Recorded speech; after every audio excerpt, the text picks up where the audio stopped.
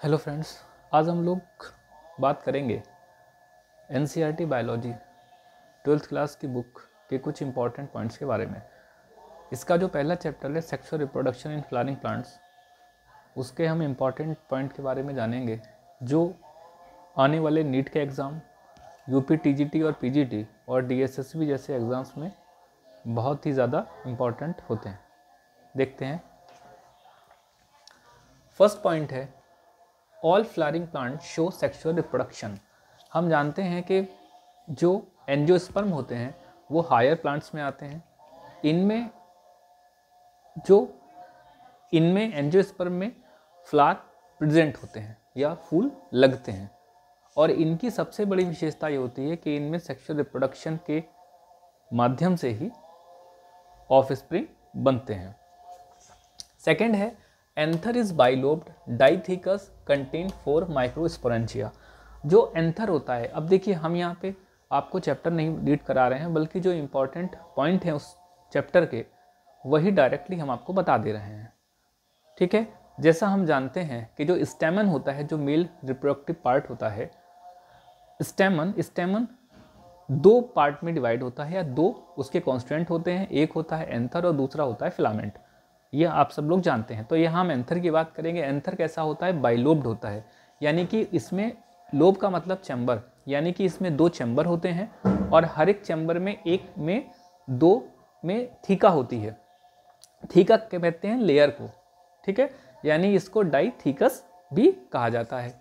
दूसरा है it contain 4 microsporangia. हर एक एंथर में के कॉर्नर पर 4 माइक्रोस्पोरेंजिया प्रेजेंट होती हैं, यानी कि एक लोब में 2 माइक्रोस्पोरेंजिया प्रेजेंट होती हैं। यही माइक्रोस्पोरेंजिया मैच्योर होकर के पॉलन सेक में डेवलप होती हैं, जिस पॉलन सेक में हमारे जो मेल गैमीट, जिन्हें हम पोलन ग्रेन्स कहते हैं, वो बनते हैं।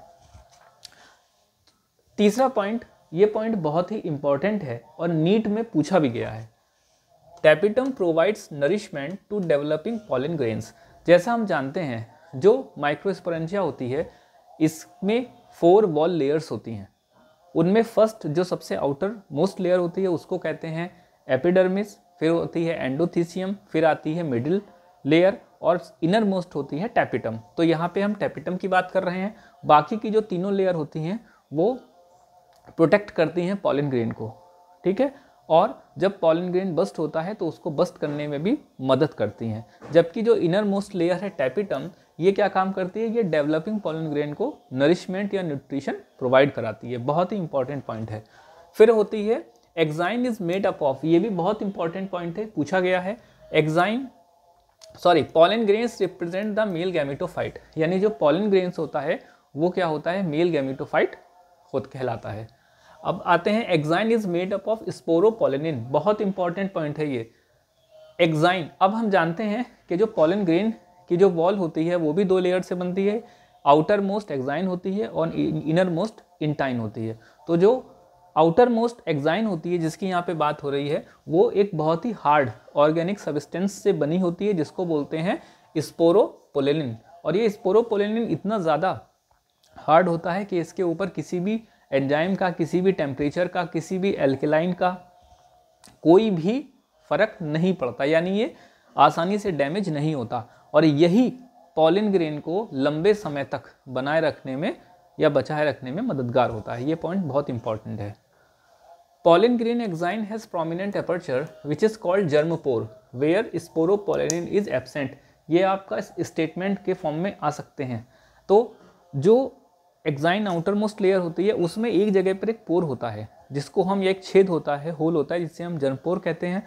और पूरी एक्साइन पर यही एक ऐसा पोर्शन होता है या रीजन होता है जहाँ पर स्पोरोपोलेनिन एब्सेंट होती है। ये बहुत ही इंपॉर्टेंट पॉइंट है। फिर होती है इंटाइन, जो इनर लेयर थी या इनर वॉल लेयर थी। Intine is a thin continuous layer made up of cellulose and pectin. ध्यान रखिएगा, पॉलन ग्रेन की जो एक्साइन होती है, एक्साइन वॉल लेयर, वो बनी होती है स्पोरोपोलेनिन से, और जो इंटाइन लेयर होती है वो किससे बनती है? सेलुलोज और पैक्टिन से। और ये कॉन्टिन्यूस होती है, यानी इसके ऊपर कोई भी जर्मपोर वगैरह नहीं प्रेजेंट होता है। बहुत इंपॉर्टेंट है ये भी। फिर आते हैं mature pollen grain contains 2 cell. जो पॉलन ग्रेन मैच्योर हो जाता है, अब इसी के अंदर दो सेल भी प्रेजेंट होती हैं, एक को बोलते हैं वेजिटेटिव सेल और दूसरी को बोलते हैं जनरेटिव सेल।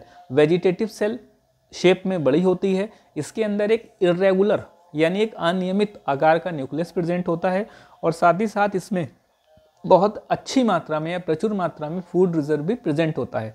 जबकि जो जनरेटिव सेल होती है ये आकार में स्मॉल होती है, वेजिटेटिव सेल के साइटोप्लाज्म में ही तैरती रहती है और जनरेटिव सेल में भी साइटोप्लाज्म होता है इसका खुद का, और ये स्पिंडल शेप की होती है और इसमें एक न्यूक्लियस प्रेजेंट होता है। ये क्वेश्चन नीट में पूछा भी गया है, बहुत इंपॉर्टेंट है।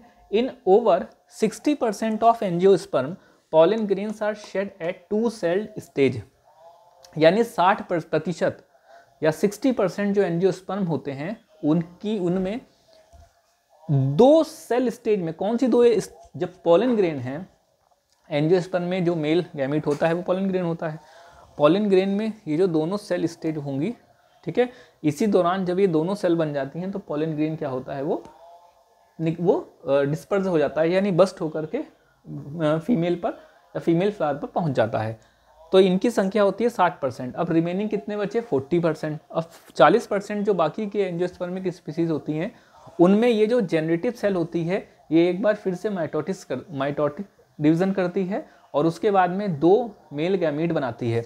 60% ऑफ एंजियोस्पर्म में जनरेटिव सेल के बाद ही, जैसे दोनों सेल बन जाएंगी, पॉलन ग्रेन रिलीज हो जाएगा और रिलीज होने के बाद में वहीं पर जाकर के मेल गैमीट को प्रोड्यूस करेगा। यहाँ पर ऐसा नहीं होता, ठीक है, ये बहुत इंपॉर्टेंट है। Pollen grains of many species cause severe allergy and bronchial affliction, asthma and bronchitis, ये भी बहुत इंपॉर्टेंट है।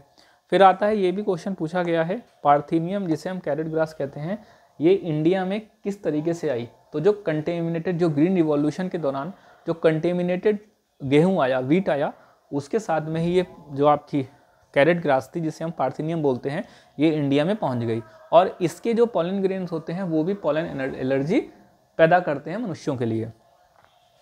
इट इज़, बहुत इंपॉर्टेंट पॉइंट है, it is possible to store pollen grain of a large number of species for years in liquid nitrogen at -196 degree Celsius. ये बहुत important है, यहाँ से आपके 2 क्वेश्चन बन सकते हैं।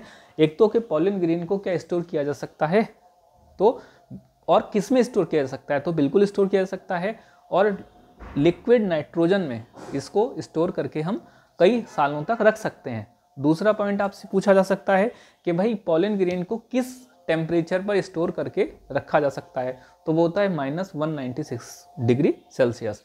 तो आई होप ये आपको पसंद आएंगे और आगे हम इसी तरह से इस चैप्टर के और जो इम्पोर्टेंट पॉइंट है उसको डिस्कस करेंगे, जिससे कि आप लोगों का फास्ट रिविजन हो सके। याद रखिएगा, यहाँ हम आपको पढ़ा नहीं रहे हैं, बल्कि चैप्टर के जो मोस्ट इंपॉर्टेंट पॉइंट हैं जो कि आपको कंपटीशन में मिल सकते हैं, उन्हीं के बारे में केवल डिस्क्राइब कर रहे हैं। Thank you.